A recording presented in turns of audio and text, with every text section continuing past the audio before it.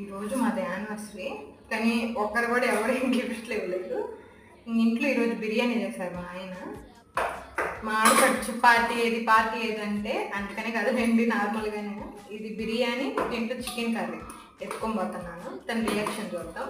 అంతకన్నా ముందు ఇవి ఫ్రిడ్జ్లో పెట్టాలని ఇవి ఇస్తాను, ఏమన్నా చూస్తాను. ఇంటికి వస్తున్నానని చెప్పాను, సరే చూద్దాం రండి. I am hurted. I hurt I say.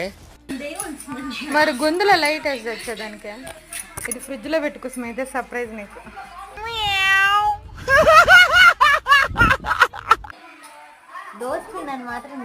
Dosa పిండే.